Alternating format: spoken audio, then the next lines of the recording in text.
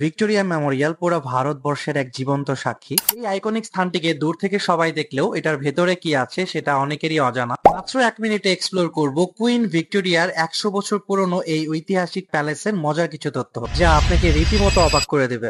চলুন তাহলে শুরু করি। আমি আর আমার ক্লোজ ছোট ভাই আকাশ ঢাকা থেকে রওনা দিই ভিক্টোরিয়া মেমোরিয়ালকে ভিতর থেকে এক্সপ্লোর করার জন্য। মেঘ দেখতে দেখতে কিছুক্ষণের ভেতরে আমরা পৌঁছে যাই কলকাতায়, আর কলকাতা নিউ মার্কেট থেকে 200 রুপিতে ট্যাক্সি করে সরাসরি চলে যাই ভিক্টোরিয়া মেমোরিয়াল। চাইলে মাত্র 10 রুপি খরচ করে মেট্রোতেও আসতে পারেন। ভারতীয়দের জন্য টিকিট মূল্য 30 রুপি আর ফরেনারদের জন্য 500 রুপি, কিন্তু আমাকে তারা লোকাল ভাবে 30 রুপিতে টিকিট দিয়ে দেয়। ভিক্টোরিয়া মেমোরিয়ালের বাহির সৌন্দর্য আপনার চোখ ধাঁধিয়ে দিবে। আমরা আর দেরি না করে ভেতরে এক্সপ্লোর করতে চলে যাই। ভিতরে ঢুকেই আপনারা কুইন ভিক্টোরিয়া এবং প্রিন্স অ্যালবার্টের ভাস্কর্য দেখতে পাবেন। ক্রিস্টাল ক্লিয়ার এবং রেয়ার কারুকাজ করা ভেতরে। প্রতিনিয়ত ফিল করবেন যে আপনি ব্রিটিশ এম্পায়ারের ভেতরে চলে এসেছেন। ব্রিটিশদের ব্যবহৃত অনেক যুদ্ধ সরঞ্জামও আপনারা দেখতে পাবেন। ব্রিটিশদের ব্যবহৃত এই গানটি দেখে আমি অনেকক্ষণই তাকিয়েছিলাম, কারণ আমার কাছে এটা খুবই রেয়ার এবং আনকমন লাগছিল। অতিরিক্ত মানুষ থাকার জন্য ভিতরে ছবি তোলা আপনার জন্য খুবই কষ্টসাধ্য হয়ে যাবে। ব্রিটিশদের যুদ্ধে ব্যবহৃত বিশাল এবং কারুকাজ করা যুদ্ধ কামান দেখতে পারবেন আপনারা। যুদ্ধ কামানগুলোর উপরে নিখুঁত কারুকার্য দেখলেই বোঝা যায় কেন এত যত্নে রাখা হয়েছে এগুলো। ভিক্টোরিয়া সকাল 5:30 থেকে সন্ধ্যা 7টা পর্যন্ত প্রত্যেকদিন ওপেন থাকে, কিন্তু ভিতরে আসতে হলে অবশ্যই আপনাদের সোমবার অ্যাভয়েড করতে হবে। এই অ্যান্টিক প্রাচীন শিলাটিকে যুদ্ধের সময় সংগ্রহ করা হয়েছিল। ভিক্টোরিয়া ভিজিট করে থাকলে অবশ্যই আপনার অভিজ্ঞতা কমেন্টে জানাবেন। এটা হলো ভিক্টোরিয়ার ব্যাক সাইড।